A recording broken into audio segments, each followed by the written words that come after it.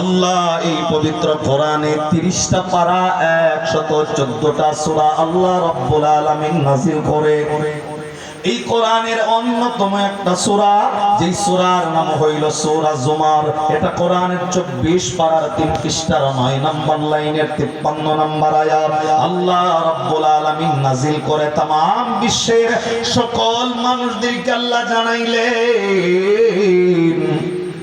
আল্লাহ রাব্বুল আলামিন মানুষদেরকে বললেন, কুল ইয়া ইবাদিয়াল্লাযীনা আসরাফু আলা আনফুসিহিম লা তাকনাতু মির রাহমাতিল্লাহ ইন্নাল্লাহা ইয়াগফিরুয যুনুবা জামিআ ইন্নাহু হুয়াল গফুরুর রহিম।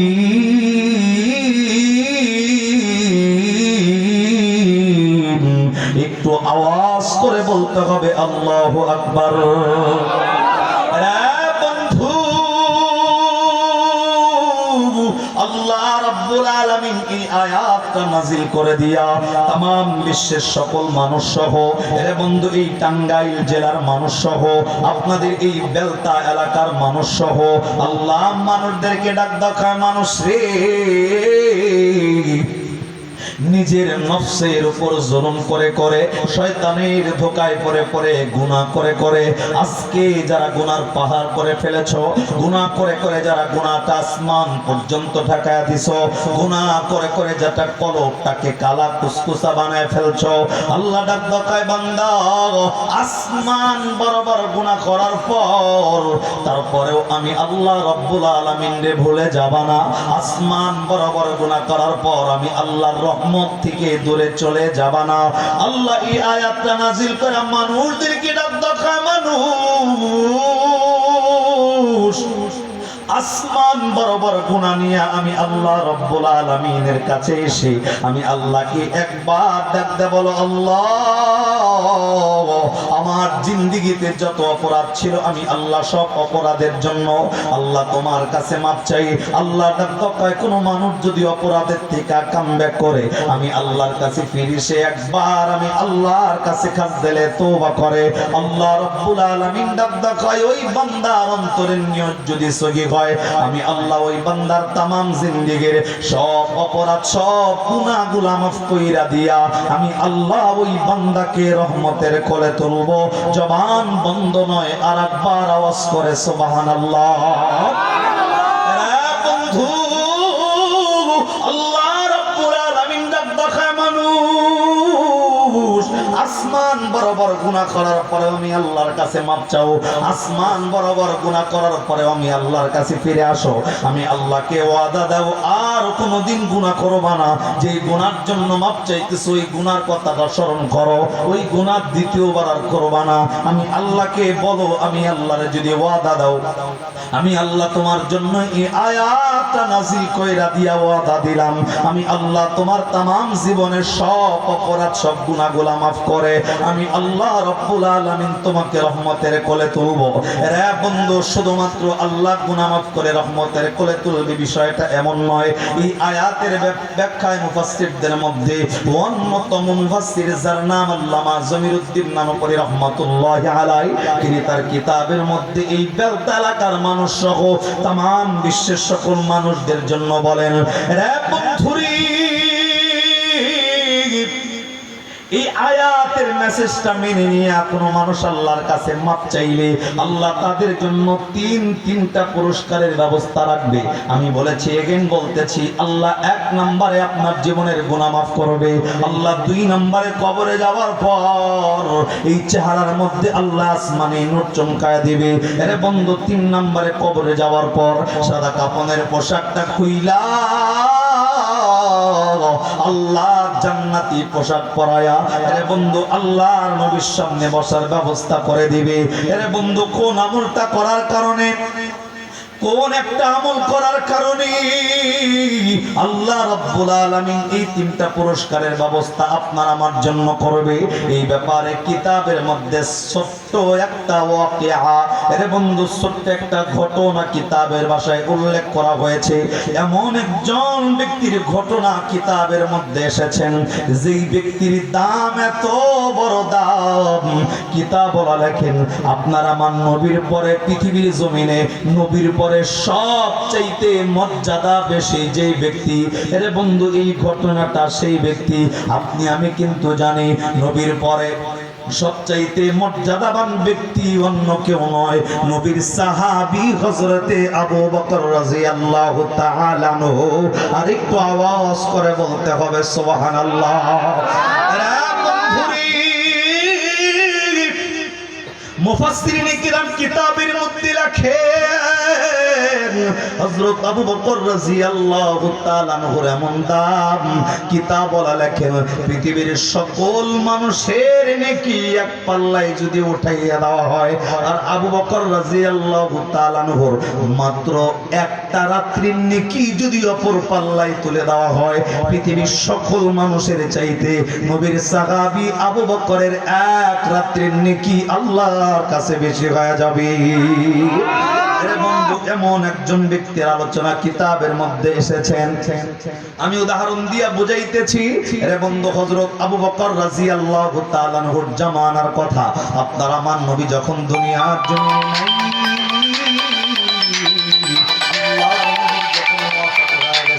সিদ্দিক আকবর আবু বকর রাদিয়াল্লাহু তাআলা আনহু যখন খেলাফতের দায়িত্বে, রে বন্ধু আবু বকর রাদিয়াল্লাহু তাআলা আনহু একদিন ফজরের নামাজের পর হাঁটি হাঁটি পা পা করে আবু বকর রাদিয়াল্লাহু তাআলা আনহু নিজের এলাকা ছেড়ে হাঁটতে হাঁটতে অন্য একটা এলাকায় চলে গেছে। রে বন্ধু আপনাদের এই এলাকার নাম যেমন বেলতা এলাকা, এলাকার নাম যেমন বেলতা, আবু বকর রাদিয়াল্লাহু তাআলা আনহু হাঁটতে হাঁটতে যে এলাকায় চলে গেছেন, কিতাবওয়ালা লেখেন সেই এলাকার নাম হইল কুফানগর। আবু বকর রাদিয়াল্লাহু তাআলা আনহু হাঁটি হাঁটি পা পা করে সেই কুফানগর পর্যন্ত যখন চলে গেছে, এরে বন্ধু কুফানগরে যাইয়া আবু বকর তাকায়া তাকায়া দেখতেছে কিছু মানুষজন রাস্তার পাশে এমনি ঘেরাও করে দাঁড়ানো। আবু বকর কৌতূহল নিয়ে সেই মানুষগুলার পাশে চলে গেছে। আরে বন্ধু আস্তে করে কাছে যাইয়া আবু বকর তাকাইয়া দেখে আবু বকর যেই মানুষগুলা ঘেরাও করে একজন মানুষকে ভিড় করে রাখছেন, তাকাইয়া দেখে একজন মানুষ মৃত অবস্থায় রাস্তার মধ্যে পড়ে আছে। মানুষগুলা চতুর্দিক দিয়া ঘেরাও করে দাঁড়ানো। আবু বকর কাছে যাইয়া আরে বন্ধু ওই মানুষগুলাদের কুফানগরের মানুষদেরকে আস্তে করে ডাক ডাকায়, বন্ধু বলো না বলো না, এই মানুষটাকে রাস্তার পাশে শোয়া রাখছো কেন? এই মানুষটাকে মানুষগুলা ঘেরাও করে রাখছো কেন বলো? এলাকার মানুষগুলা ডাক ডাকায়, হুজুর যেই মানুষটাকে শোয়া রাখছি এই মানুষটাকে শোয়া রাখার একমাত্র কারণ হইল এই মানুষটা মৃত্যুবরণ করছে, কিন্তু আফসোসের বিষয় হইল এই আমাদের এই পুরা এলাকার মধ্যে এমন একজন আলেমও নাই যে আলেমটাকে দিয়া এই লোকটার জানাজার নামাজটা পড়াবো। একটু আওয়াজ করে বলেন না নাউযুবিল্লাহ। আবু বকরের কাছে যাইয়া এলাকার মানুষগুলোর ডাক দিয়া বললেন, হুজুর এই লোকটাকে ঘেরাও করে রাখার একমাত্র কারণ আমাদের এই পুরা এলাকার মধ্যে এমন একজন আলেম নাই যে আলেমটাকে দিয়া লোকটার জানাজার নামাজটা পড়াবো, এমন একজন আলেম নাই যাকে দিয়া ধৌত করাবো, এমন একজন আলেম নাই যাকে দিয়া কবরস্থ করাবো। হুজুর শুধুমাত্র জানাজার ইমামের কারণে, ইমাম না পাওয়ার কারণে এই লোকটার জন্য অপেক্ষা করতেছি। আবু বকর আস্তে করে এই এলাকার মানুষগুলাকে ডাক দেয়, বন্ধু এই লোকটা কি মুসলমান কিনা জানতে চাই। মানুষগুলা ডাক দেয়, হুজুর লোকটা মুসলমান, তার নাম হইল জোরা। আবু বকর ডাক দেয়, লোকটা যদি মুসলমান হয় আমি আবু বকর দাঁড়াইয়া ওয়াদা দিতেছি লোকটা যদি মুসলমান হয় আমি আবু বকর প্রমিস করতেছি, লোকটা যদি মুসলমান হয় আমি আবু বকর শপথ করতেছি, জানাজার জন্য ইমাম খোঁজার প্রয়োজন নাই, আমি নিজে এই লোকটার জানাজা পড়ব, আমি নিজে এই লোকটাকে কবরের মধ্যে শোয়াইয়া এই লোকটার কবর আমি নিজ হাতে কমপ্লিট করব। জবান বন্ধ নয়, আবার সুবহানাল্লাহ। বন্ধু আপনার আমার জন্য খুশনসিব, ভাগ্যটা না কতই ভালো। এরা বন্ধু সারা বাংলাদেশে এখন মানুষ বেলতা এলাকায় মারা গেলে জানাজার জন্য আলেমের জন্য অপেক্ষা করা লাগে না, টাঙ্গাইল থেকে আলেম ভাড়া করা লাগে না, ঢাকা থেকে আলেম ভাড়া কইরা জানাজা দেওয়া লাগে না। এরা বন্ধু ওলামায়ে কেরামের মেহনতের বরকতের কারণে সারা বাংলাদেশের নুরানি মাদ্রাসা গুলা চালু হয়ে গেছে। যে মাদ্রাসা গুলা ক্লাস 3 পর্যন্ত চলে। এরে বন্ধু যেই মাদ্রাসার তালবে ইলম গুলা আপনার সন্তান যদি ক্লাস 2 বিভাগেও যদি নুরানি মাদ্রাসায় পড়ে, এরে বন্ধু আলেম ভাড়া কইরা জানাজা দেওয়ার প্রয়োজন নাই। আপনার আব্বা মারা গেলে, আপনি মারা গেলে, এরে বন্ধু ক্লাস 2 বিভাগের নুরানির ছাত্র নিজের আব্বা, নিজের দাদা, নিজের মায়ের জানাজা পড়ার মতো যোগ্যতা ওস্তাদরা তাকে তৈরি করে দিছে। কথা কোন ঠিক কিনা? এরা বন্ধু জানাজা দেওয়ার জন্য আলেম ভাড়া করার প্রয়োজন নাই, নিজের ক্লাস 2 বিভাগের ছাত্র দিয়ে জানাজা করানো যায়। এই বন্ধু যে সন্তানটা ক্লাস 3 তে পড়তেছে তাকে দিয়ে জানাজা করার মতো যোগ্যতা একটা কৌশল ওলামায়ে কেরাম মাদ্রাসা করার বিনিময়ে আপনি আমি অনায়াসে পেয়ে গেছি।